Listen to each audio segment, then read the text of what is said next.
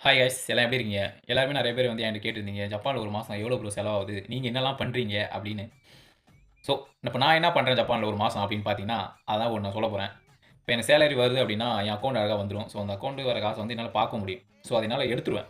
எடுத்து 10 நிமிஷம் நான் பார்ப்பேன். ஆனா, அந்த எடுத்து 10 நிமிஷம் தான் அந்த காச பார்க்க முடியும். அப்புறம் பார்த்தீங்கன்னா, அதுலேருந்து கொஞ்சம் கொஞ்சமா அப்படியே செலவாக ஆரம்பிச்சுரும். ஸோ, அதுல என்ன செலவிடான்னு பார்த்தீங்கன்னா, இப்ப நீங்க ஜப்பான்ல இருக்குன்னா, ஃபர்ஸ்ட் நீங்க ரூம் ஃபீஸ நீங்க கட்டியே ஆகணும். ஸோ, நான் எனக்கு எப்படின்னா, என் கம்பெனில வந்து சேலரிலேயே என்னோட ரூம் ஃபீஸ எடுத்துப்பாங்க. அத எடுத்துட்டு தான் எனக்கு சேலரியே வரும். ஸோ, அந்த சேலரில வந்து நான் ரூமோட கேஸ் பில்லு, தண்ணி பில்லு, கரண்ட் பில் இது 3யும் நான் வந்து கட்டியே ஆகணும்.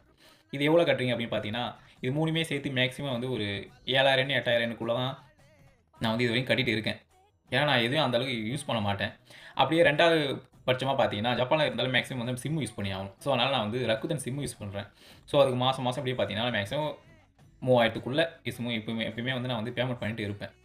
இது இல்லாம அடுத்தபடியா பார்த்தீங்க அப்படின்னா, ரீசென்ட்டா நான் வந்து ஜிம்முக்கு போறேன். ஸோ, அதனால ஜிம்மோட ஃபீஸையும் நான் கட்டணும்.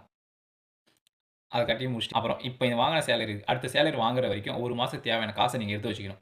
நான் எவ்வளோ எடுத்து வச்சுப்பேன்னா, மேக்ஸிமம் நான் வந்து 20,000 எடுத்து வச்சுப்பேன். ஏன்னா, அடுத்து வந்து கொஞ்சம் சாப்பாடு செலவுக்காக 20,000 எடுத்து வச்சுப்பேன்.